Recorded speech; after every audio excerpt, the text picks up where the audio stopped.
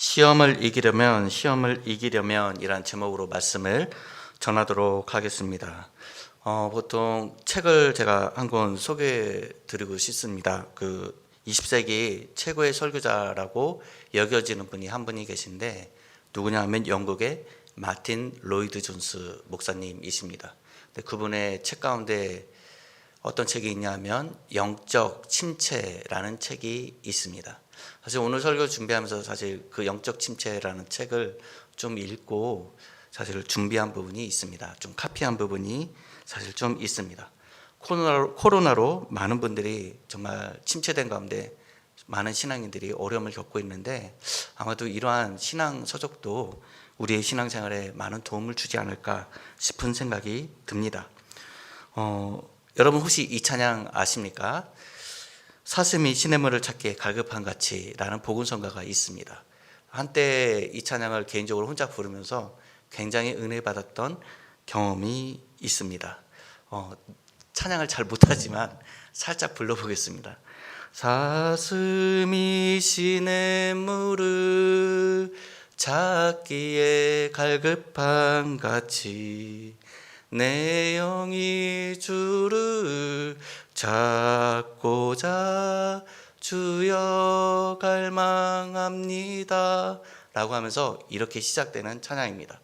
이 찬양은 오늘 우리가 읽은 본문의 시편 42편을 배경으로 해서 이 말씀을 따와서 지어진 찬양입니다. 과거 제가 직장생활을 했던 적이 있었습니다. 직장생활하면서 하나님 믿는다는 이유로 어려움을 좀 겪어본 적이 있습니다. 여러분들은 혹시 있으십니까? 제가 다니는 직장에서는 어떤 어려움이 있었냐면은 제 위에 계신 이제 상급자께서 술을 굉장히 좋아하셨습니다. 그래서 회식 때만 되면은 자주 회식을 가지시면서 이제 술잔을 자주 나눴죠. 근데 저는 예수님 믿기 때문에 술을 절대 안 마셨는데 이분이 어떻게 해서든 저에게 술을 먹이고 싶으셨던 거예요. 한 번은 이렇게 말씀하시는 거예요. 야, 나도 주님 믿어. 술주자 주님을 믿어. 그러니까 내가 따라주는 이 잔 마셔 하면서 쫙 잔에다 가득 부어주는 것이죠. 결국 안 마셨습니다. 그랬더니 그 다음날부터 엄청난 그런 따돌림과 어려움을 겪었던 기억이 있습니다. 그렇게 직장생활을 어렵게 하고 있다가 퇴근하고 난 이후에 집에 가기 전에 그때 한참 이제 교회에 들려서 개인적으로 하나님께 찬양을 드리고 말씀 읽고 기도했던 그런 때가 있었거든요. 직장에서 그렇게 괴롭힘 받고 한번 교회에 들려서 개인적으로 혼자 이제 교회에서 찬양을 부르는데 이 찬양을 부르게 됐어요. 이 찬양을 골라서 그 찬양 가사집을 펴고 이 찬양을 따라 부르는데 갑자기 눈물이 울컥하면서 막 쏟아지는 거예요. 이 시편 기자의 심정이 마치 저의 심정 같은 거예요. 여기 보면 시편 기자가 어떤 고난을 당하고 있습니까? 사람들이 하는 말이 내 하나님이 어디 있느냐, 내 하나님이 어디 있느냐 라고 하면서 이 시편 기자를 괴롭히지 않습니까? 야, 너 하나님 믿는다며? 너의 하나님 어디 있어? 너 근데 왜 이 모양 이 꼴이야? 라고 조롱하는 그런 내용을 우리가 볼 수가 있죠.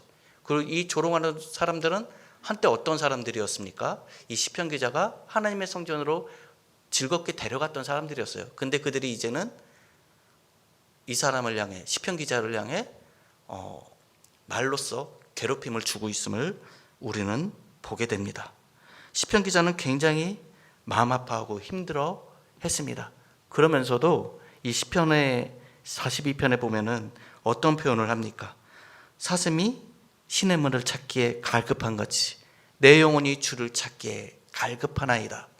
여러분, 사슴이 시냇물을 못 마시면 어떻게 됩니까? 죽습니다. 생명을 유지하기 위해서라도 물을 반드시 마셔야 합니다. 그러기에 광야 같은 곳에서도 시냇물을 찾기에 갈급해하는 그런 사슴의 모습을 보고 저런 사슴의 모습이 나의 모습과도 같다. 사슴은 시냇물을 찾기에 갈급하지만 이 시편 기자는 지금 누구를 찾기에 갈급합니까? 바로 여호와 하나님을 찾기에 갈급해 한다라는 것입니다. 이러보건대 신앙을 뭘로 정의할 수 있을까요? 저는 이 본문 말씀을 통해 이렇게 정의하고 싶습니다. 신앙은 하나님을 향한 갈망과 간절함이다. 하나님을 향한 갈망과 간절함. 하나님을 바라보지 않으면 우리 신앙의 생명은 유지될 수 없습니다. 신앙은 늘 하나님을 바라보는 것이고 하나님을 간절히 갈망하는 것입니다. 사랑하는 성도 여러분, 저를 포함해 우리 모두가 다 이 예배의 자리에 왔습니다. 지금 하나님을 향한 간절한 갈망을 가지고 오셨습니까? 아니면 그저 늘 평상시에 드리는 그 예배의 한가운데 습관적으로 주님 앞에 나오셨습니까? 어찌 보면 성숙한 신앙은 하나님을 향한 간절한 갈망이 계속 유지되는 것은 아닌가 생각이 듭니다. 시편 기자의 이 모습을 통해 우리가 배울 점이 있다면 하나님을 너무너무 갈망하고 있는 그 모습입니다. 저를 포함해 우리 모두가 다 하나님을 갈망하는 그 마음이 있었으면 좋겠습니다. 코로나 때문에 대면 예배를 드리기 어려운 이 시기, 더더욱 어찌 보면 예배에 대한 갈망이 더욱 일어나야 될 줄 믿습니다. 이 말씀을 더 자세히 보면은 이제 시편 42편 11절을 보면 이제 이렇게 기록하고 있죠. 우리 개역 개정에는 내 영혼아 내가 어찌하여 낙심하며 어찌하여 내 속에서 불안해하는가. 너는 하나님께 소망을 둬라. 나는 그가 나타나 도우심으로 말미암아 내 하나님을 여전히 찬송하리로다 라고 기록되어 있는데 여기서 빠진 단어가 있습니다. 나는 내 얼굴이라는 단어가 빠졌어요. 내 얼굴을 도우시는 내 하나님을 여전히 찬송하리로다. 왜 얼굴이라는 표현을 했을까요? 시편 기자가 흠정역 번역본이 있어요. 그 성경에 의하면 이렇게 기록되어 있습니다. 나는 내 얼굴에 화색을 주시는 내 하나님을 여전히 찬송하리로다 라고 흠정역은 이렇게 번역을 했습니다. 여러분, 하나님 앞에 고난과 어려움이 있을 때 하나님 앞에 나와서 간절히 기도하고 내 마음에 있는 모든 것을 다 토설했어요. 그리고 나서 한참을 울고 난 이후에 그 기도가 맞춰졌을 때 여러분 마음은 혹시 어떠신지요? 저는 그 직장생활에서 어려움을 겪고 이 찬양을 부르고 기도를 다 마친 이후에 문제가 본격적으로 해결된 것도 아니었어요. 그 상사의 괴롭힘이 끝난 것도 아니었어요. 근데 그때 무엇을 경험했냐 하면은 내 얼굴에 평안함이 온 것을 느꼈습니다. 내 얼굴에 평안함이 오고 또 뭔가 풀린 듯한 그런 은혜를 누렸습니다. 예수님께서 부활하시고 난 이후에 12제자에게 나타나서 11제자죠. 이제 그 제자들에게 나타나서 하신 말씀이 무엇입니까? 제일 먼저 하신 말씀, 너희에게 평안을 주노라. 세상에 줄 수 없는 평안을 주노라. 마치 그러한 평안이 이 찬양을 부르고 나서 또 하나님께 제 마음을 다 토설하고 나서 또 말씀을 읽고 나서 찾아왔던 그런 은혜를 경험해 본 적이 있습니다. 이 시편 기자도 마찬가지입니다. 이렇게 하나님 앞에 자기 마음을 이 말씀을 통해 이렇게 토설하고 나서 11절에 뭐라고 고백해요? 1절에는 하나님을 향해 갈급해하고 그리고 또 그 중간에 자기 주변 사람들로 인한 괴로움을 토설하죠. 괴롭고 힘들어합니다. 내 하나님 어찌합니까? 이러다가도 제일 마지막 11절 끝낼 때 어떻게 합니까? 5절 말씀이 또 11절에도 반복되고 있는데 여기서 하는 말이 나는 내 얼굴을 도우시는 내 얼굴에 화색을 주시는 내 하나님을 여전히 찬송하리로다 라고 고백하며 끝맺고 있지 않습니까? 시편 기자는 이런 고백을 통해 또 주님 앞에 마음을 토설하면서 마음속에 분명히 평안이 찾아온 거예요. 그리고 또 어떤 확신이 있었습니까? 하나님을 갈망한다라고 고백하면서 그 기도 가운데 자신과 함께 하시고 자기를 여전히 붙들어 주고 계시는 하나님에 대한 확신이 더 굳건해진 거예요. 그래서 11절 말씀에 내 얼굴에 화색을 주시는 내 하나님을 여전히 찬송하리로다. 이 안에는 분명히 하나님이 날 분명히 도우신다. 나를 일으켜 세우실 것이다. 라는 강한 확신을 가지고 이 고백으로 이 기도를 끝맺고 있는 것입니다. 고난 가운데 있는 성도가 주님 앞에 나와 마음을 다 토설하고 하나님을 사슴이 시냇물을 찾는 것처럼 갈망한다면 주님께서 그 기도를 반드시 들으시사 그 마음 가운데 도와주실 것이라는 확신과 또 세상이 줄 수 없는 평안을 줄 줄로 믿습니다. 우리가 영적 침체에 빠지는 원인들이 참 다양하게 있습니다. 때로는 기질이 그 사람마다 갖고 있는 기질이 지대한 영향을 주는 경우가 있습니다. 보통 한 4가지 정도 기질이 있다고 하는데 우울질이 있고 점액질이 있고 다혈질이 있고 담즙질이 있다라고 합니다.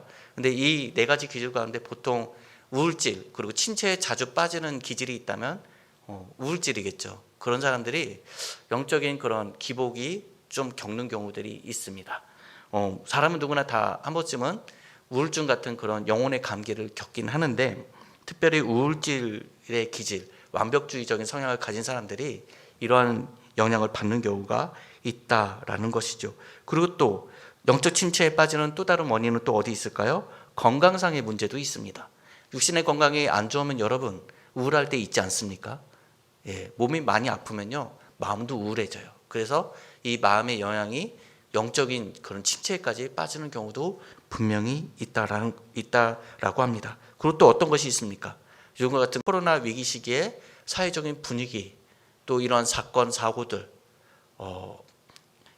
그리고 또 자유롭게 이제 마스크를 벗고 생활하지 못하는 데서 오는 그런 압박감들, 이런 것들로 인해 영적 침체에 빠지고 우울증에 걸리는 원인이 되기도 한다라는 것입니다. 우리는 이러한 현실들을 자주 경험할 때가 있습니다. 이럴 때 믿는 그리스도인들은 어떠한 태도를 가져야 될까요? 우리가 분명히 알 것은 우리의 영적인 싸움은 사단 마귀와의 싸움만은 아니다라는 것이죠. 우리 영적인 싸움은 누구와의 싸움이기도 합니까? 바로 자기 자신과의 싸움이기도 합니다. 우리는 이런 우울증이 찾아오고 영적 침체가 찾아왔을 때 당당히 자기 자신과 싸워서 승리해야 합니다. 자기 자신에게 명령해야 합니다. 뭐라고 명령해야 합니까? 시편 기자가 고백했듯이 너는 너의 하나님을 바라라. 하나님께 소망을 두라. 자기 자신에게 져서 자기 연면에 빠지고 또 더 고통스러워하고 불행해하고 괴로워하지 마십시오. 자기 자신에게 당당히 명령하십시오. 너는 너의 얼굴을 도우시는 하나님을 바라라. 하나님께 소망을 두라. 그가 나타나 도우실 것이다. 거기서 네가 이 어려움에서 벗어날 것이다. 스스로에게 명령할 줄 아는 지혜가 우리에게 필요합니다. 시편 기자도 마찬가지입니다. 그렇게 자기 자신에게 명령하고 있습니다. 자기 자신에게 압도되어 지고 있는 것이 아닙니다. 오히려 말씀에 의지하여 하나님을 바라보고 자기 자신에게 당당히 명령하는 모습을 우리는 볼 수가 있습니다. 하나님을 바라보라고 스스로에게 자주자주 명령하십시오. 자기 자신의 연약한 모습에 절대로 지지 마십시오. 세상은 참 희한합니다. 세상은 뭐라고 자주 메시지를 내뱉는지 아십니까? 문화라든지 노래 가사라든지 이런 걸 통해 자기 자신을 사랑하라 라고 자주자주 사람들에게 세뇌를 시키고 있습니다. 유명한 이제 아이돌 그룹 가운데 BTS라고 있죠. BTS가 그 UN 거기 앞에 가서 뭐라고 얘기합니까? 자신을 사랑하십시오. 아주 아름다운 목소리로 대중들에게 말하는 모습을 본 적이 있습니다. 근데 성경은요, 그와 반대로 얘기합니다. 우리 예수님은 그와 반대로 얘기합니다. 한번 생각해 보십시오. 사랑하는 성도 여러분, 자기 자신을 더욱 사랑하고 자기 연민에 빠진다면 정말로 행복해지고 평안이 찾아올까요? 저의 개인적인 경험으로는 전혀 그런 것 같지가 않습니다. 오히려 더 불안해지고 더 욕심만 더 가득 채워지는 모습. 그리고 말세의 때가 이르렀을 때 사도 바울 선생님께서 뭐라고 얘기합니까? 말세에 사람들마다 각자 자기를 더욱 사랑한다라고 했습니다. 예수님은 오히려 반대로 얘기하시죠. 자기를 미워하고 또 자기를 미워하고 자기 십자가를 지고 나를 따르라 라고 말씀하십니다. 자아 사랑을 통해 행복이 이루어지는 것이 아닙니다. 자아를 사랑하면 할수록 어찌 보면 오히려 더 불행해질 뿐입니다. 우리는 믿는 그리스도인들은 자아 사랑은요 사실 애써 할 필요도 없습니다. 왜냐하면 그것은 본능적인 것이기 때문에 그렇습니다. 오히려 그와 역행해서 자기 자신을 더욱 부인하면서 하나님을 바라보는 것, 하나님을 향한 사랑이 더 커져야 되는 것이 우리 믿는 그리스도인들의 자세인 것입니다. 자아에 집착하면 집착할수록 더 불행해지는 것을 우리는 잊지 맙시다. 그리고 자기 자신과의 싸움에서도 당당히 이 시편 기자처럼 명령할 줄 아는 믿는 그리스도인들이 더욱 되시기를 소망합니다. 예수님에 대한 절대적인 필요가 우리에게 있어야 합니다. 고린도후서 1장 8절에서 9절 말씀을 제가 잠시 읽어드리겠습니다. 사도 바울 선생님께서 그 고린도 교인들에게 한 고백입니다. 형제들아, 우리가 아시아에서 당한 환난을 너희가 모르기를 원하지 아니하노니 힘에 겹도록 심한 고난을 당하여 살 소망까지 끊어지고. 극심한 고난이 있었습니다. 정말 죽을 것 같은 고난과 어려움이 있었습니다. 그랬을 때 사도 바울의 고백이, 바울 선생님의 고백이 무엇입니까? 우리는 우리 자신이 사형 선고를 받은 줄 알았으니, 왜 자신들에게 이런 죽음의 위기가, 이 고난이 있어 왔는지 이제서야 깨닫고 고백을 합니다. 교인들에게 고백을 합니다. 이는 우리로 자기를 의지하지 말고 오직 죽은 자를 다시 살리시는 하나님만 의지하게 하심이라. 아멘. 하나님을 믿는 사람들은 자기 자신을 의지하는 사람이 아닙니다. 사도 바울 선생님처럼 누구만을 의지해야 됩니까? 여호와 하나님만을 의지해야 합니다. 예수 그리스도만을 의지해야 합니다. 그래서 때때로 믿는 자에게 고난이 있고 또 영적 침체가 찾아오는 이유는 어디 있을까요? 이 시편 기자도 마찬가지입니다. 이러한 과거의 친구였던 사람들의 비난을 통해 이 시편 기자가 결국 이 고백을 하면서 누구를 더욱 의지하게 되었습니까?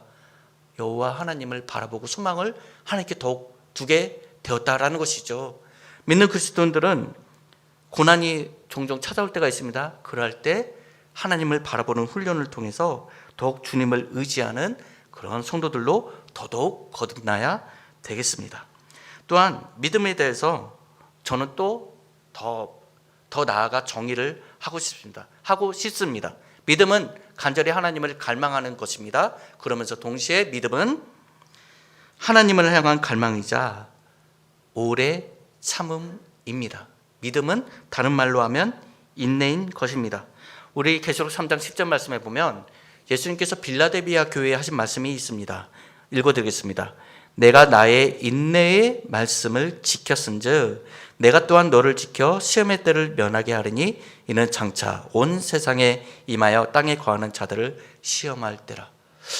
예수님께서 빌라델비아 교인들을 칭찬하시면서 하신 말씀이 뭐예요?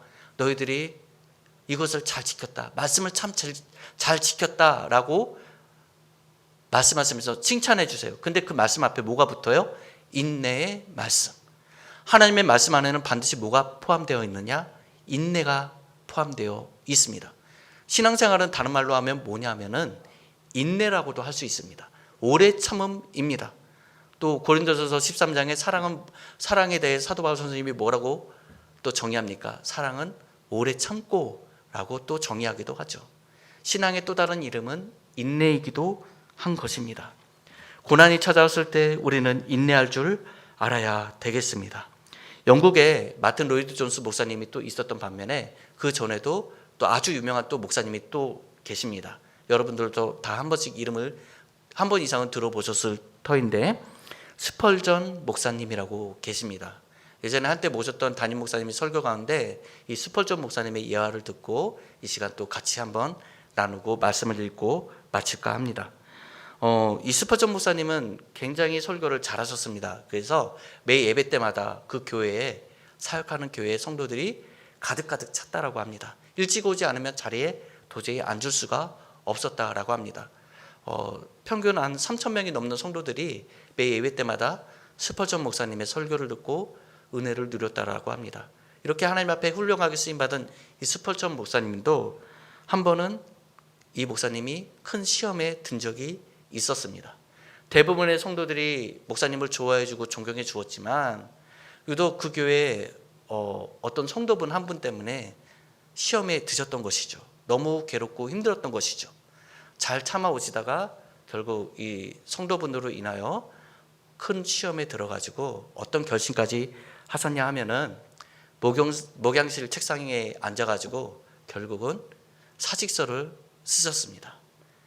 내가 이 교회 아니면 사역할 교회가 또 없을까? 이렇게 괴롭고 힘든데 더 이상 못 참겠다. 이 교회 말고 다른 교회 가서 말씀 전하자 라고 마음을 먹으시고 책상 위에서 노회에 제출할 사직서를 쓰셨다라는 것이죠. 그리고 그 사직서를 들고 노회로 가려고 했습니다. 근데 그때 문 밖에 비서실, 그 비서되는 지체분께서 문을 두들기면서 스퍼전 목사님, 신방이 하나 잡혀 있는데요, 신방 가셔야지요 라고 말을 하더라라는 것입니다. 그랬을 때 이 스퍼전 목사님이 그래, 신방 한번 하고 사직서 제출하자 하고 신방하러 가셨습니다. 마침 신방하러 간 곳이 그 지사님의 집이 무엇을 하는 집이었냐면은 목장을 광활하게 운영하는 집이었습니다. 소들을 키우고 있는 집이었습니다. 그래서 그곳에서 열심히 또 신방도 해드리고 말씀도 전하고 다 마친 다음에 이제 떠나시려고 했습니다. 곧장 이제 노회 사무실로 가시려고 했죠. 나가시려고 할 때 그 지사님께서 목사님, 제가 좀 배웅 좀 해드릴게요. 잠시만 기다려주세요 하고 신방끈을 메고 있었어요. 스퍼전 목사님은 문 밖에 나와가지고 강한 목장을 보고 있었습니다. 보고 있었는데 유독 한 장면이 눈에 확 들어오더라는 것이죠. 뭐냐면은 그 목장 울타리가 있지 않습니까? 그 울타리에 수많은 소떼들이 울타리 위에 목을 딱 이렇게 얹고는 소 울음소리를 내기 시작했습니다. 소 울음소리 성대모사를 제가 어떻게 할지는 모르겠습니다. 한번 들어보니까 왜 이렇게 우는 것 같던데요. 소가 음매는 아니죠. 이거는 이제 염소 소리겠죠. 네, 소가 왜 하고 우는 것 같아요. 근데 어떤 소들이 계속 머리를 딱 이렇게 딱 얹고는 한 소가 제일 먼저 앞장서 있는 소가 왜 하고 울더랍니다. 그랬더니 그 옆에 있는 소도 덩달아서 왜 또 울더래요. 또 이어서 또 차례로 계속 릴레이로 왜 하는 소리가 쭉 이어지더래요. 근데 그 모습을 보고 스퍼전 목사님이 굉장히 신기했습니다. 저 소들은 왜 저렇게 머리를 울타리 그 난간에 대고 저렇게 왜 울고 있지? 궁금해지기 시작했어요. 그래서 그 지사님이 마침 신발끈을 다 메고 나오셨을 때 지사님께 여쭤봤습니다. 지사님, 저 소들이 왜 저렇게 울타리 난간에 머리를 얹고 하고 다들 울고 있는 것입니까? 라고 질문했어요. 그때 지사님께서 하신 대답을 듣고 스퍼전 목사님이 은혜를 받았습니다. 그리고 하나님 앞에 회개하게 되셨습니다. 무엇이냐 하면은 지사님 대답이 뭐냐면 저 소들이 지금 저러고 있는 이유는요, 주인이 와서 울타리 문을 열어서 밖으로 내보내주기를 지금 기다리고 있는 것입니다. 울타리 안에 있으면 소들도 얼마나 답답해요. 밖에 나가고 싶을 거 아니겠습니까? 근데 소들은 주인이 열어줄 때까지 그렇게 울면서 기다리더라라는 것이죠. 그 지사님의 대답을 듣고 스퍼전 목사님이 깨달음을 얻으시고 또 주님 앞에 회개도 하시면서 자기 자신에 대해 반성도 하셨습니다. 뭐냐 하면 저 소들도 주인이 와서 울타리 문을 열어줄 것을 기다리고 있는데 나는 왜 주님이 보낸 이 교회를 참지 못하고, 왜 기다리지 못하고, 인내하지 못하고 먼저 사직서를 쓰고 이렇게 사임하려고 마음먹었을까? 하나님 너무 죄송합니다 라고 하시면서 회개의 마음을 가지고 노예로 간 것이 아니라 다시금 목양실로 돌아오셔서 그 사직서는 찢어버리시고 그 위에서 바로 글들을 써나가기 시작했습니다. 그래서 그것이 책 한 권이 되었는데 제목은 트러스트, 신뢰라는 책입니다. 그리고 소제목이 뭐냐면 소로부터 받은 은혜라는 제목으로 책을 내신 적이 있었다라고 합니다. 사랑하는 성도 여러분, 신앙인의 삶은 결코 평탄하지 않습니다. 믿음을 지키는 것은 결코 쉬운 것이 아닙니다. 근데 이때 우리에게 가장 필요한 것이 무엇입니까? 오늘 본문 말씀 읽은 것처럼 하나님께 소망을 두고 하나님을 바라보는 것입니다. 그럴 때 하나님이 우리의 얼굴에 화색을 돋게끔 은혜와 평강을 주실 것입니다. 동시에 시험은 한 번으로 끝나지 않죠. 계속 시험이 다가오죠. 그럴 때 필요한 것이 뭐냐면 빌라델비아 교인들처럼 인내로서, 오래 참음으로써 시험을 견뎌내시고 끝끝내 그 시험에서 승리하시는 우리 모두가 다 되어야 될 줄 믿습니다. 누가복음 4장 13절 말씀 보면 이런 말씀이 있습니다. 마귀가 예수님을 광야에서 시험했습니다. 시험했죠. 근데 이렇게 기록되어 있습니다. 마귀가 모든 시험을 다한 후에 얼마 동안 떠나니라. 이 말씀은 무엇을 의미합니까? 마귀가 예수님을 다 시험한 이후에 얼마 동안은 떠났대요. 이 말은 뭐냐? 그 얼마 동안을 제외한 모든 날들 가운데 마귀는 예수님 옆을 졸졸 따라다니면서 예수님을 시험했다라는 것이에요. 그렇다면 예수님을 믿는 우리들 또한 마귀가 시험하지 않을까요? 어떻게 해서든 우리 믿음을 무너뜨리려고 자주자주 시도하지 않을까요? 이러한 마귀의 시험이 혹은 자아를 통해서 올 수도 있는 것입니다. 그러할 때 우리가 그 시험에 져서 넘어지겠습니까? 아닙니다. 이 시편 기자처럼 하나님을 바라봄으로 견뎌내고 이겨내야 되겠습니다. 우리 마지막으로 말씀 한 군데 찾아보고 다 같이 읽어본 다음에 제가 기도함으로 말씀을 마치겠습니다. 그 말씀은 어디냐면 야고보서 1장 2절과 5절입니다. 화면 띄워주시면 감사하겠습니다. 야고보서 1장 2절과 5절입니다. 우리 이 말씀을 다 같이 한번 읽고 제가 기도하고 말씀을 마치겠습니다. 다 같이 읽겠습니다. 시작. 내 형제들아, 너희가 여러 가지 시험을 당하거든 온전히 기쁘게 여기라. 이는 너희 믿음의 시련이 인내를 만들어내는 줄 너희가 알미라. 인내를 온전히 이루라. 이는 너희로 온전하고 구비하여 조금도 부족함이 없게 하려 함이라. 너희 중에 누구든지 지혜가 부족하거든 모든 사람에게 후히 주시고 꾸짖지 아니하시는 하나님께 구하라. 그리하면 주시리라. 아멘. 우리 하나님께서 시험을 당할 때, 영적 침체가 왔을 때 그 시험과 그 침체를 이겨낼 수 있는 지혜를 또 평강을 주실 줄 믿습니다. 시험과 모든 영적 침체를 말씀을 의지하여 또 기도를 의지하여 기도를 통하여 하나님을 의지함으로 이겨내시는 우리 모든 성도분들 되시기를 축복합니다.